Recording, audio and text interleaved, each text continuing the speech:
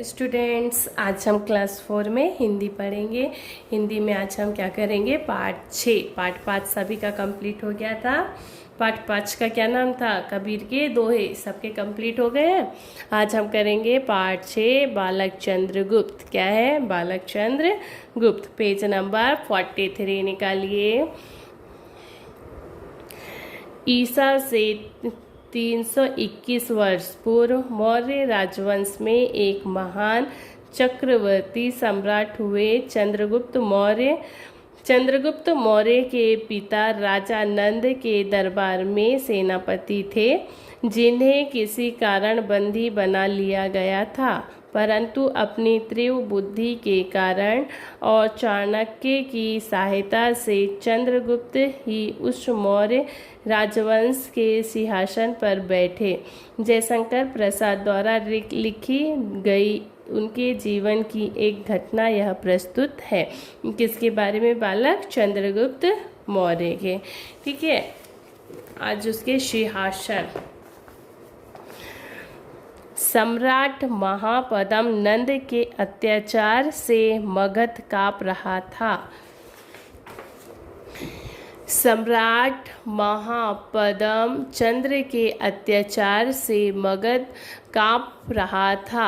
मौर्य सेनापति के बंदी हो जाने के कारण उनके कुटुंब का जीवन बड़े कष्ट से बीत रहा था।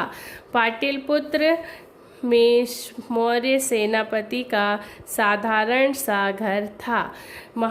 सम्राट महापद्म नंद के अत्याचार से कौन काँप रहा था? मगध। कुटुंब मतलब क्या होता है? परिवार। कष्ट मतलब क्या होता है? दुख। और सम्राट मतलब क्या होता है? राजा। तो राजा कौन? महापद्म नंद के अत्याचार से मगध काँप रहा था। मौर्य सेनापति के बंदी हो जाने के कारण उनके कुटुंब यानी क्या होता है? परिवार का जीवन बड़े कष्ट यानी क्या होता है? दुख से बीत रहा था। पाटलिपुत्र में मौर्य सेनापति का साधारण सा घर था। पाटलिपुत्र में मौर्य सेनापति का कैसा घर था? साधारण सा घर था। एक बालक उसी घर के सामने खेल रहा था। कौन खेल रहा था? एक बालक उसी घर के सामने खेल रहा था। बालक स्वयं राजा बना था। बालक कौन बना था? राजा बना था। और कई लड़के उसकी प्रजा बने थे। क्या बने थे? प्रजा बने थे। वह किसी को घोड़ा और किसी को हाथी बनाकर उन पर चढ़ता। वो किसी को क्या बना रहा था? घोड़ा बना रहा था। किसी को हाथी बनाकर उन पर चढ़ रहा था। राजा की तरह दंड तथा पुरस्कार देने का अभिनय कर रहा था। दंड मतलब क्या होता है? सजा। दंड मतलब क्या होता है? सजा।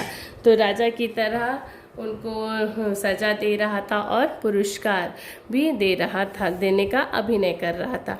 उसी ओर से एक ब्राह्मण जा रहे थे। उसी ओर से कौन जा रहे थे? एक ब्राह्मण। उनका नाम चाणक्य था। उनका नाम क्या था? चाणक्य। वे बड़े बुद्धिमान और दूरदर्शी थे। वे कैसे थे? बड़े बुद्धिमान और दूरदर्शी यानी दूर की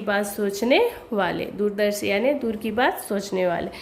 वे बड़े ही बुद्धिमानी और दूर से बात सोचने वाले थे। उन्होंने उस बालक की राजक्रीड़ा बड़े ध्यान से देखी। उन्होंने उस बालक को खेलते हुए उसकी राजक्रीड़ा बड़े ध्यान से देखी। उनके मन में कौतूहल भी हुआ। कौतूहल मतलब क्या होता है? जानने की इच्छा। उनके मन में उसको जानने की इच्छा हुई। राजा के पास जाकर याचना की। क्या किया? याचना की। राजन, मुझे दूध पीने के लिए गऊ चाहिए। उन्होंने जो राजा बना हुआ था बालक, उसके पास जाकर उससे विनती की कि राजन, मुझे दूध पीने के लिए क्या चाहिए? गऊ मतलब क्या होता है? गाय। मुझे एक गाय चाहिए। बालक ने भी राजा से उदारता का अभिनय करते हुए पास ही चरती हुई गायों को दिखाकर कहा, इनमें से जितनी इच्छा हो गाय ले जाओ। तभी बालक राजा बना हुआ था, उसने अपनी उदारता दिखाई और उस अभिनय करते हुए ब्राह्मण को कहा कि यहाँ पर पास में ही वहाँ पर गाय चर रही थी, तो इसमें से जितनी भी गाय चाहिए आपको आप ले लो, ऐसा कहा। ब्राह्मण ने हंसकर कहा, ब्राह्मण ने हंसकर क्या कहा, राजन ये जिसकी गाय है वह मारने लगे तो ब्राह्मण ने क्या कहा बालक से, राजन ये जिसकी गाय है वह मारने लगे तो बालक ने सर्वज्ञ छाती फुलाकर कहा, बालक ने कहा किसका साहस है जो मेरे आदेश को ना माने। बालक ने एकदम गर्व से कहा कि किसका साहस है जो मेरे आदेश को ना माने, मैं राजा हूँ, मेरी आज्ञा अवश्य माननी चाहिए। बालक ने क्या कहा, किसका इतना साहस है कि मेरे आदेश को ना माने, मैं राजा हूँ, मेरी आज्ञा अवश्य माननी चाहिए। उसके बाद ब्राह्मण ने आश्चर्य से पूछा, आश्चर्य यानी कि क्या बोलना चाहिए, आश्चर्य, शंका। तो ब्राह्मण ने आश्चर्य से पूछा, राजन आपका शुभ नाम क्या है। ब्राह्मण ने बालक से क्या पूछा, आपका शुभ नाम क्या है। तब तक उसकी माँ वहाँ आ गई। तब तक कौन आ गई वहाँ पर, बालक, जो बालक राजा बना था उसकी माँ वहाँ पर आ गई। ब्राह्मण से हाथ जोड़कर बोली, ब्राह्मण से क्या करी, हाथ जोड़कर बोली, गुरुवर यह बड़ा शरारती बालक है। शरारती मतलब नटखट। तो यह गुरुवर यह बहुत शरारती बालक है, इसके किसी अपराध पर ध्यान न दीजिए, इसके किसी अपराध पर ध्यान न दीजिए। ब्राह्मण ने कहा, कोई चिंता नहीं, यह बड़ा होनहार बालक है। तब ब्राह्मण ने क्या कहा, कोई चिंता की बात नहीं है, यह बड़ा ही होनहार बालक है। इसकी मानसिकता उन्नति के लिए तुम इसे किसी प्रकार राजकुल में भेजा करो। इसकी मानसिक उन्नति पढ़ाई के लिए ये तुम इसे किसी प्रकार के राजकुल यानी स्कूल में भेजो। पहले स्कूल नहीं होते थे, ऋषि मुनियों के आश्रम होते थे, तो वहीं पर भेजो, बोले ब्राह्मण ने। उसकी माँ रोने लगी, बोली, हम लोगों को राजा ने दंडित किया है। उसकी माँ ने क्या कहा, हम लोगों को राजा ने दंडित किया है, मेरे पति राजा की आज्ञा से बंदी बना लिए गए हैं। उन्होंने क्या कहा, मेरे पति को राजा की आज्ञा से बंदी बना लिया गया है। वर्तमान पटना शहर को पहले पाटलिपुत्र कहा जाता था। वर्तमान पटना शहर को पहले क्या कहा जाता था, पाटलिपुत्र कहा जाता था। ब्राह्मण ने कहा, बालक का कुछ अनिष्ट ना होगा, तुम इसे अवश्य राजकुल में ले जाओ। अनिष्ट मतलब क्या होता है, बुरा। तो ब्राह्मण ने कहा, बालक का कुछ बुरा नहीं होगा, तुम इसे अवश्य राजकुल में ले जाओ।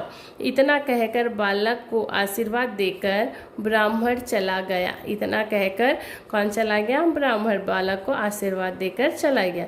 उसकी माँ बहुत डरते डरते एक दिन अपने चंचल और साहसी लड़के को लेकर राज्यसभा में पहुंची।